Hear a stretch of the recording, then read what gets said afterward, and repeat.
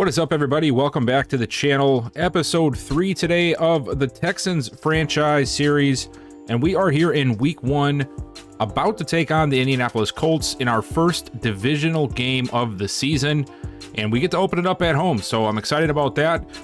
Going to be a tough game going up against Jonathan Taylor, who I personally think right now is the best running back in the league just because of his versatility and also, so far as we know, durability. But before we get to the game, we do have to go ahead and make sure our scouting is set up to go, so that way next week we can assign our scouts to the right team. I did do a little bit of that off camera just because it is a tedious process. And if you do franchise on your own time, you know that setting it up takes a lot of time to go through. Before we look at the class as a whole, we're going to take a look here at the region breakdown and just so you guys are aware what we're looking at as strengths and weaknesses in this draft class. So it makes a little bit of sense when you see where I set our scouts and the tiers. Top of the list for strengths is halfback, then wide receiver, and then corner. So I want to make sure that at some point we're hitting those positions because, I mean, wide receivers, I like a couple of guys here, but there is a lot of veterans on the back end of their career on this team right now. We are going to have to end up bringing in a guy or two. Same with corner, and at halfback, a lot is unanswered. We don't know if Pierce is going to be as good as I think he's going to be. I hope he is, but even if he is good, I still want to have that running mate for him. If you guys watched my last series with the Vikings, you know I like to have two guys that can run the ball to sort of play off of each other and have that ground and pound and then the shiftiness, which is why I went and I got Mike Alstott, who is a tier 3 scout at halfback, and I will set him as our national scout so we can make sure all of the halfbacks are getting looked at. In the West, this was really slim pickings. That's why it's a tier 1. It says left tackle of the strengths, free safety, quarterback, and then weakness, strong safety, left guard, right tackle. So I made sure that we have tackles covered. There are a few guys that I like in this group, but because it's so limited, there's really not much here to even scout. I did do a tier 1 because I just didn't think it was worth a tier 2. Same for the central. One really big thing that I think Madden has to do a better job of, there is way more players in these regions than what they believe for some reason. The entire draft class does not come out of the Southeast. There are plenty of schools on the West Coast. There's plenty of schools in the middle. This needs to be way more spread out because at this point, you're almost wasting two spots at the time.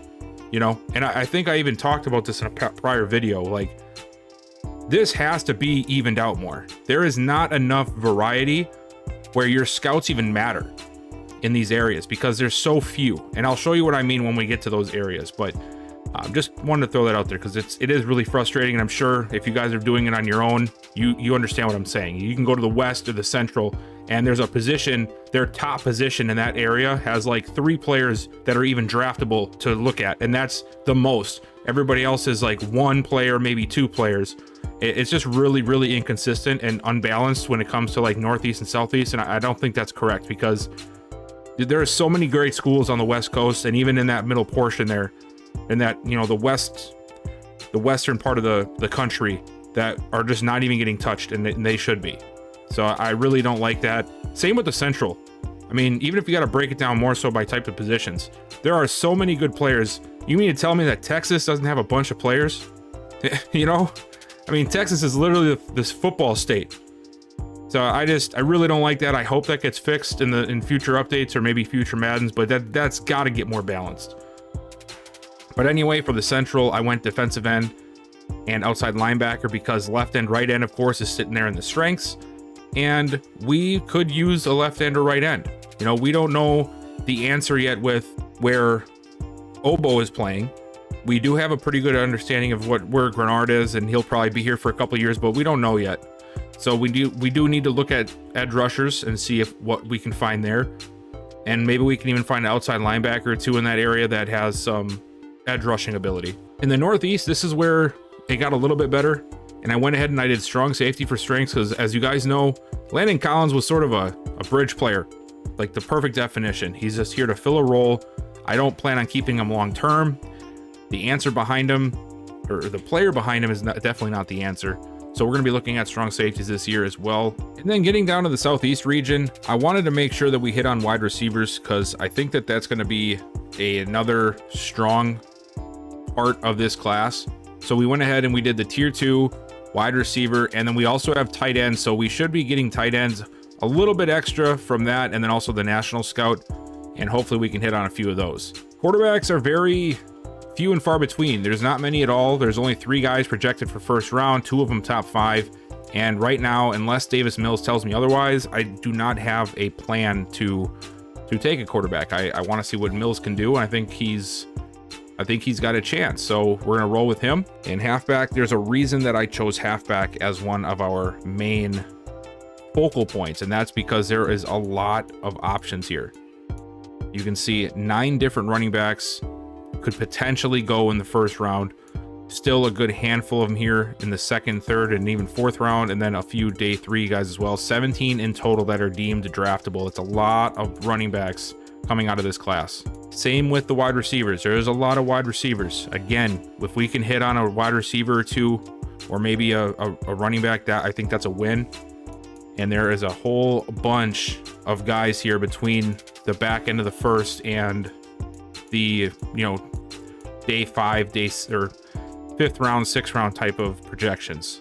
Definitely wanted to make sure we hit on that as well. Tight end is a position that I'm sneakily looking at. I like a couple of the guys that are shown here, and most of them are, rounds 2 to 4, which tells me that it could be a potential 2nd, 3rd round target for us. We don't really have to reach for anybody in the first round to get a tight end, which I don't really want to do anyway, because I do think Brevin Jordan is the long-term solution, but you always want to have, I like having a good young tight end that we can build up, sort of like I did Derek Barnes or even Derek Wiggins from the last series, to have that guy you can rely on. You never know who could get hurt. And Ian Thomas is one, but how long is Luke Stocker going to be good for? How long is Thomas going to be good for? Is he going to be somebody we're going to want to resign? We don't know yet. This is what I'm talking about. You have both of the round 1 left tackles both played for USC.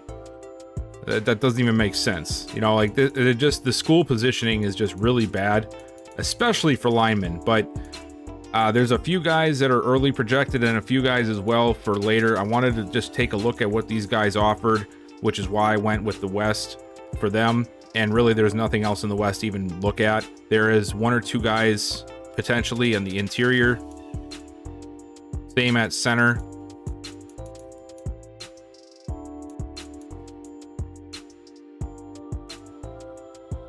And then, of course, a couple of guys on the right side as well. And we'll see. We don't know where we're going to go quite yet. But what I think I want to try and do is I want to try and use some of the extra scouting on these guys to get 1 or 2 of them a little bit up there. So we'll see where it goes. And then moving over to the defense, there is, again, these mid-round picks, I think, are where it's going to be at for us with an edge rusher. Same with this side, but this side does have a little bit more top talent, which could be something good. We might end up going defensive end in the first round. We don't know where we're going to even be positioned or what's going to be available to us at the time. So got to keep the options open. Defensive tackle is another one we can look at. Like I said before, there really isn't any positions that are completely off the table for us. We could look at any position and probably find value there, whether it's this year or the next year. Not much outside, but there really isn't one, especially when you're playing in a 4-3. Madden still doesn't have outside linebackers properly figured out. Even worse is there is nobody in the middle. The best player is a 3rd round projection, so which means we're gonna have to pray for a day 3 guy that's way better than anticipated, or we're gonna have to bypass linebackers altogether, because a lot of these guys are gonna have more of the speed rusher traits than they are the pass coverage or field general traits. And then, of course, corner is another deep position. 5 guys projected to go potential first round. Another couple guys for 2nd, 3rd round, 3rd and 4th. And then a lot of day 3 guys. And I'm sort of hoping that this is where we find some guys. We don't really need to go corner right away. The guys we have, I think, are good for another season, like a couple of seasons yet. So I don't think it's something we definitely need to go, which leaves us with maybe a project player. Free safety, a few guys had free safety, but I'm not concerned about that at all. We might look at a couple of these guys like Dakota Stapleton maybe, or even Darrell Green. to see if they can move to the strong side. Really, any of these guys. If some of these guys have more hitting traits or tackling traits, they could end up being a good fit for strong safety instead of free safety. But obviously, right now, Jalen Petrie is the guy at free safety. And then again, there's a few guys in the strong safety department that we'll be looking at as well. So just gonna play this one by ear and just see what happens. We're not gonna settle on any particular players right now. We're just gonna let this season play out. And I really don't know the team that well yet. We have a lot of learning to do, and all my ideas might be completely different in 5 weeks. One thing that I think we're going to be keeping a lot more of an eye on this year is going to be the top stories and reactions page. It looks like they have a lot more stuff in here than they've had in previous years. And you can see, even just injuries. Wyatt Teller is out. Ingold is done for the year. Zay Jones done for the year for the Jaguars. CJ Uzomah, the tight end, the new tight end for the Jets, he's done for the season. A lot of season-ending injuries, it looks like, throughout preseason. So, and then also one thing I've noticed is that even though they're not like any staple trades or nothing like amazingly crazy, there are trades that happen between the CPU teams. So that'll be another interesting thing to keep an eye on. And now with me only controlling the one team, I can actually focus more on watching the developing storylines and not hindering that. Because, last year with how I did it, doing the offline with all my profile and everybody, nobody was really doing anything unless I did it. And of course that led to teams just more so stacking up because I wasn't making boneheaded decisions for them. I wasn't making trades. Just things like that. So hopefully this year it's a little bit better and a little bit more lively and there's more story to it. So yeah, the only thing I found for the draft reaction was the cornerback DeMar Dunbar owned James Cannon and finished with more interceptions than catches allowed. I'm going to try to keep a little list here of notes to go back and review once we get to the draft so I can make sure I know what's happening with these players. And that is it, guys. So I've been working on the depth chart and just switching up some guys' gears to be more reflective of what they're wearing in real life, from what I've seen anyway in the preseason. And yeah, let's go ahead and let's play these Colts. I'm really looking forward to this series, guys. I really am. I think that there's so much unanswered questions that I really just don't know what's going to happen next. So I think that's really something different. I'm not used to that. Last year was always about, I know the players, I know who to expect to play well, but now it's a whole different ball game. Let's see what these guys got. Mills back. First play, gets rid of it just in time, and he throws an interception on the first play. Oh, no. Oh, that is not what I was hoping for. It looks like the pressure got there super quick.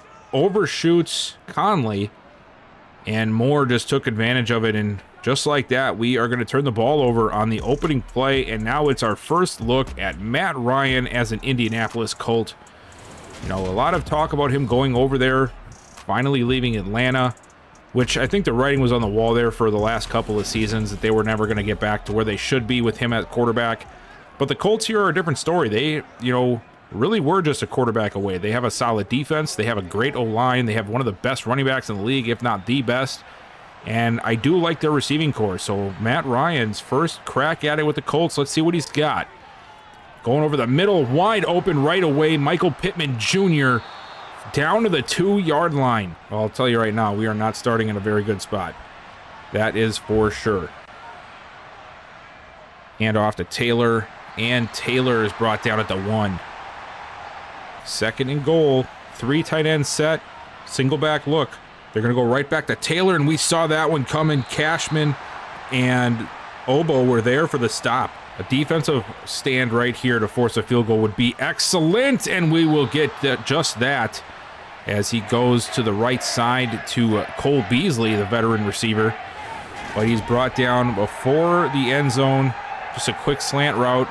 Nelson does a good job of staying with him, and we'll force that field goal. No. Wow, look at this. First drive of the season. The Colts are going for it. Matt Ryan wants 6. Hand it off. Taylor right up the middle and touchdown. What a letdown that was. I thought we had him stopped. They decide to go for it, which, hey, it makes sense. You're that close. It's the opening drive of the season.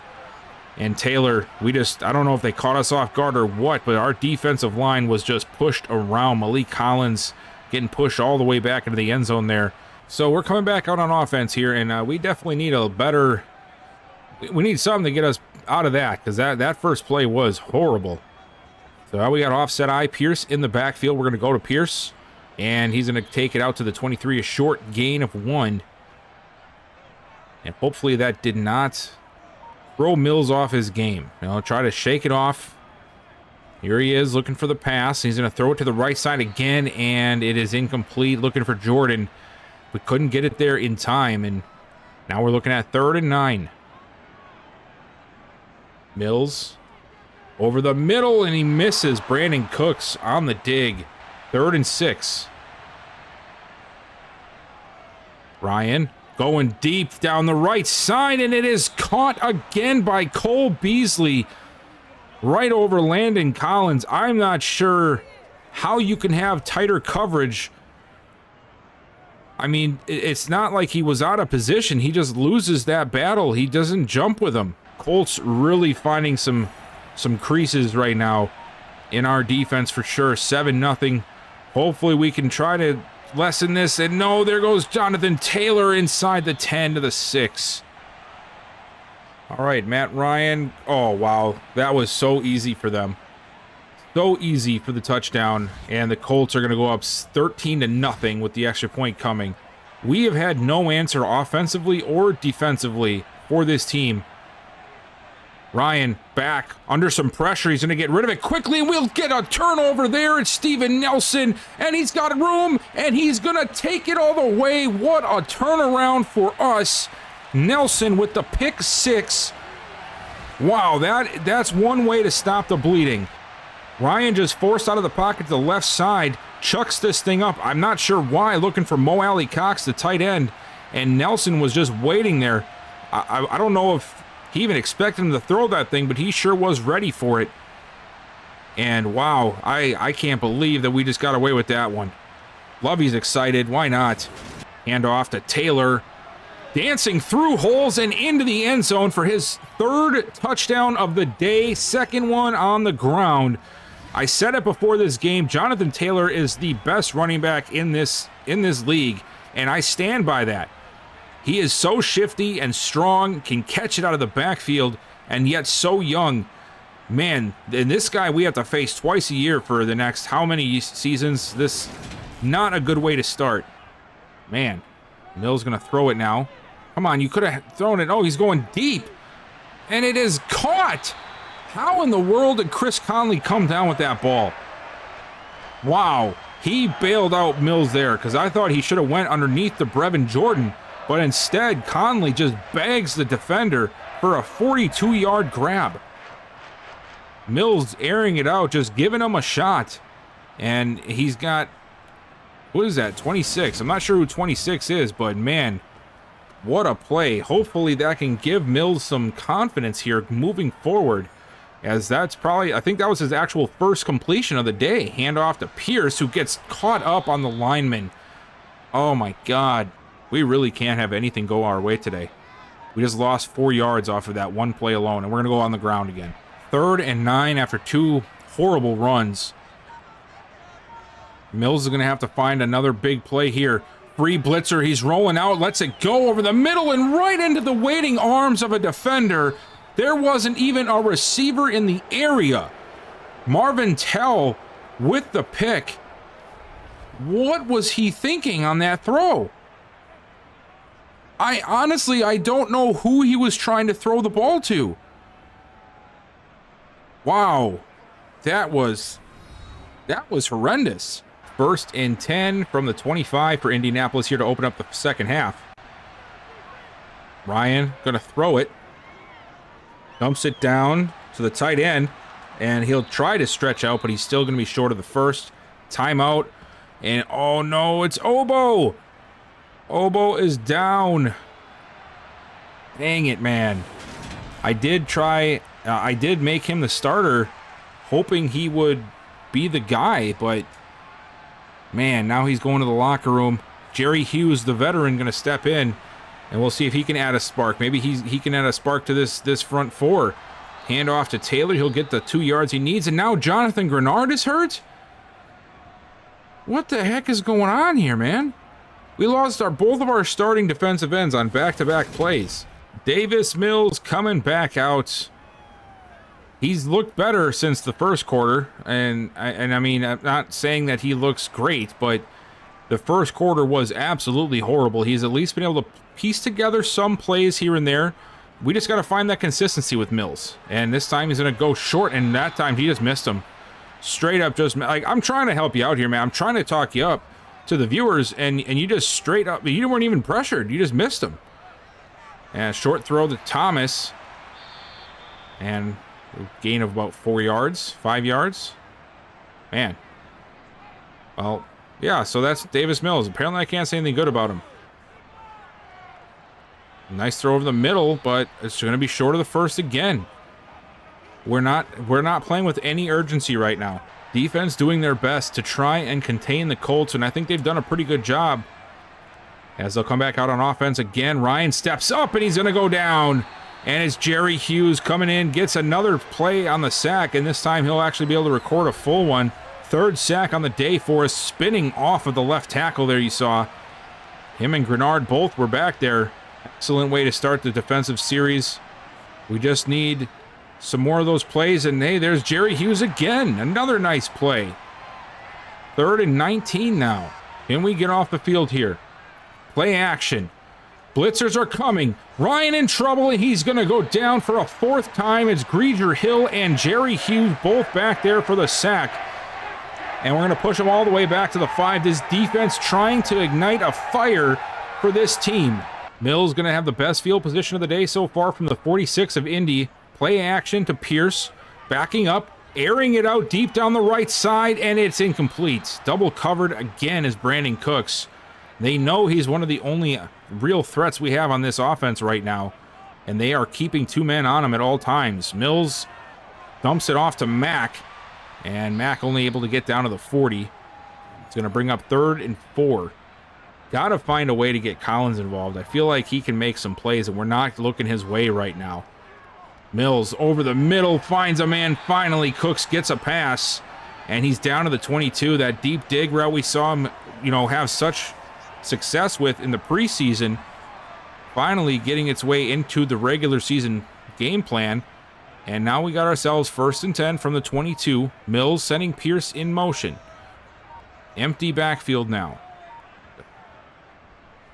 Mills lets it go again, and another attempted throw to Cooks that just falls incomplete. He's really trying to give him opportunities to make plays, but I don't see it happening. Mills scanning. Gonna go, oh boy, he's got to get rid of it. Finally dumps it off to Mack, and Mack will get it down to the 15, making it a much manageable 3rd down here, 3rd and 3. Mills gotta throw it, throws it short, and Mack's got the catch, and Mack has got the first. 1st and goal, best field position we've had all day. Closest we've been to the end zone. Hand off to Pierce. Pierce with a nice lane down to the 5. And here on 2nd down, it's a handoff to Mack, who cuts up field, and he's in for the touchdown, but there is a flag. And man, with the way this game's gone, I'm just expecting it to be holding. And yep, they're already looking at Tunsil.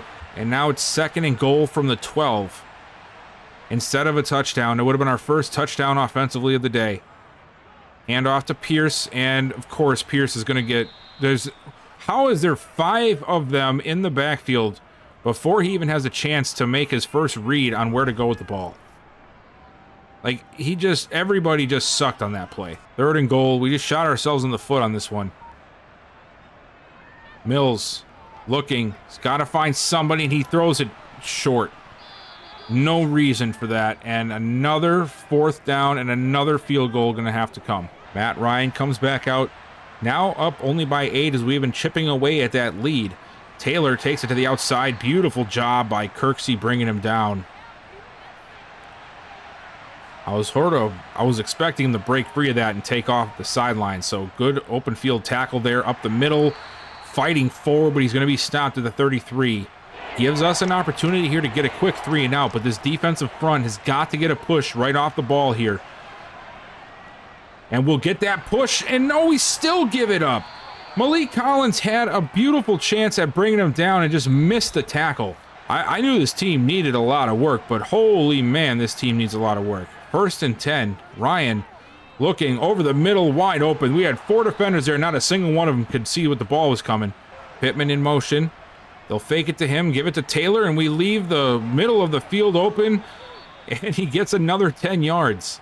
Matt Ryan looking to potentially put the dagger in us with another score as he dumps it off short. We cannot tackle Jonathan Taylor. We can't tackle him. Hand off. Oh, nice. That's the first time I've seen Taylor get dropped after the first contact all game pretty much. And it was Jonathan Grenard doing the work.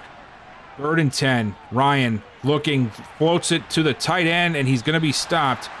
And we're going to force a field goal with Derek Stingley in the coverage. 10:25 to go, and if we're not going to do something on this drive, I have a feeling this game is already wraps. Mills over the middle, and he finds Conley open. Oh, all right. Good way to start. And if you're wondering why things flip sides, it's because I just swapped out running backs right now. This game is ridiculous. Oh, a nice throw outside for a gain of about 3 or 4. I swapped in Dearness Johnson to see what he looks like. And apparently every time you do that, the game flips back and forth. Mills over the middle. Got it. It's Conley again. Conley really making a lot of plays on this drive.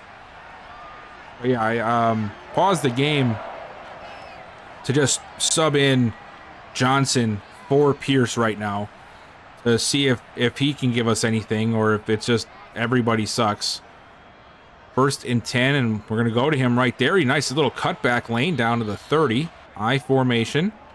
Another handoff to Johnson, and Johnson, nice little shifty work there to get through the hole and finds himself down to the 24. Conley's been the only guy he's gone to on this entire drive so far. Handoff, Johnson. Oh, no, it's Mack doing some nice footwork, but it's going to be for nothing as he is brought down after both successful jukes. There was still Quiddy Pay there to bring him down. And we're going to have to go for another field goal, it looks like. Another quick pass outside, caught by Mo Alley Cox, and he'll get it out to the 29, 3rd and 4. Very surprised to see them go away from the run game on this drive, as that's what's really been killing us in the second half. Ryan. Oh, and there we go. A nice play there. And oh, an open field tackle by Derek Stingley.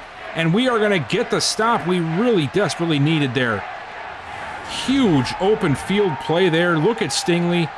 This guy has been untackled. We haven't been able to tackle him all game. Untackleable is not a word, so I stopped myself. But Stingley comes up, makes an incredible play. Here we go. 2:05 to go. We somehow have a shot in this game still.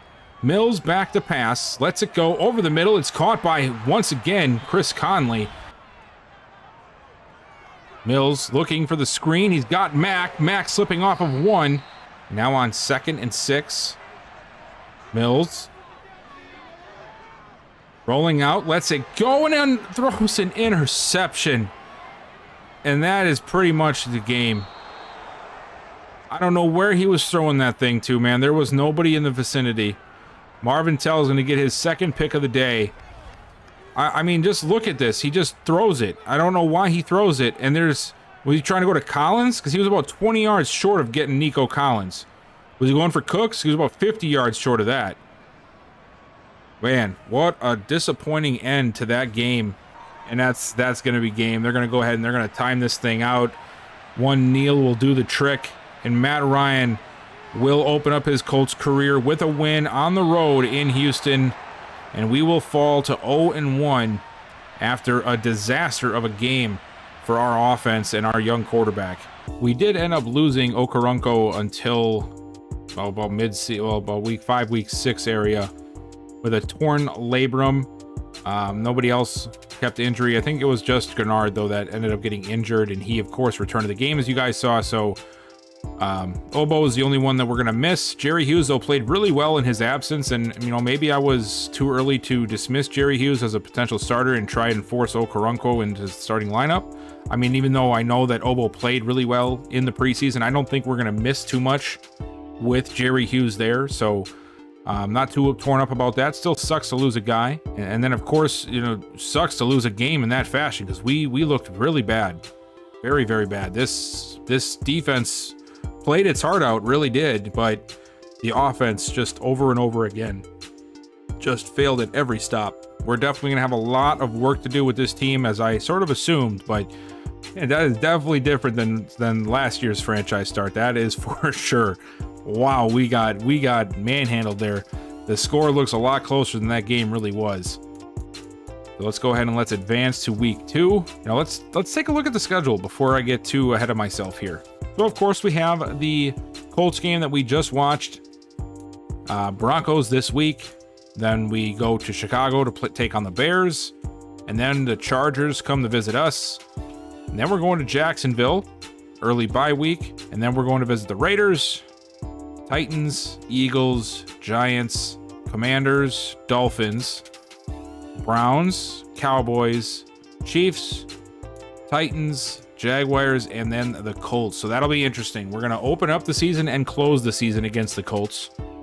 So maybe a before and after type of situation. See how far the team has come in the 15 games in between. I'm not sure yet. I feel like maybe we sim the Broncos and the Bears. Maybe end up with the Chargers and then see if we maybe can take on Chargers and Jaguars before heading into our bye week. I guess, yeah, I think that might be a good call. I would like to see the Jaguars game. I would like to see the Chargers game. Broncos, I just don't think that this is going to be a good year to watch back-to-back games. We're not the greatest team right now. We need a lot of work to do, and I don't want to bore you guys with a bunch of us getting our butts handed to us week in and week out. So I think we'll end up simming the next couple of weeks, and then we'll maybe finish up at the Chargers. All right, so we lose a close one to Denver, but 24-21, not too bad. And then regional focus scouting. Let's go ahead and let's set our regional focus.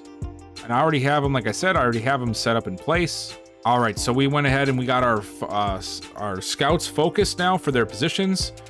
And we are in week 3. We are still sitting at 0-2. We have some upgrades to do. Let's check out who we got upgrades for. All right, there we go. Some good names here. Kenyon Green to start off. And, we're going to go ahead with Agile. Try to keep that as balanced as possible. Get him up to a 72 for run block. That's going to be helpful. That's good. Nico Collins, there we go. Going to do playmaker for him. 4 medium route, 1 short, 1 spectacular catch. There we go. Ian Thomas also with an upgrade. We're going to do possession.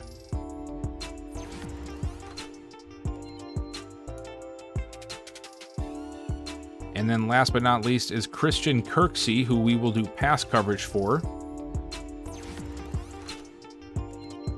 There we go. All right, so with that being said, we're going to go ahead and we're going to sim pass this week again, and then that's probably where we'll end up stopping. And we fall to 0-3, but oddly enough, so do the Chargers. They are 0-3 as well. And we have another breakout here. We have a breakout defensive line. Let's check this one out. Coach, I don't know if it's the food they've serving in the team cap. Yeah, so Jonathan Grenard. Now, if he can get a breakout scenario, that would be huge. Hold the Chargers to less than 100 yards rushing or get Grenard 1 interception, forced fumble, tackles for loss, or sacks. That is very, very doable. And I am now excited for this Chargers game because Grenard, I think, is the future of our D-line right now. And if we can get a dev trade for him, that would be awesome. We have some more players to upgrade. Let's go ahead and let's check that out. There we go. We got some Titus Howard action. I think he should be back from injury. If I wanted to take him off of... I'll have to wait a couple more weeks yet before I can take him off of IR, but he will be able to be returned. Connor Weddington's going to get... There we go. Oh, he's going to get the TMP +1. That's awesome. He gets a lot of stuff. And then Desmond King is going to get one. We're going to do that to man. And he's going to go up to 80 overall. There we go. Very nice. Very nice. All right. And then before we get too far into this, let's go ahead and let's check in on the players ready to negotiate and see who is going to be looking for money this year. First, Andy Janovich. Not even sure if I want to re-sign him. Marlon Mack, that is still debatable. Freezer Hill, that is still debatable.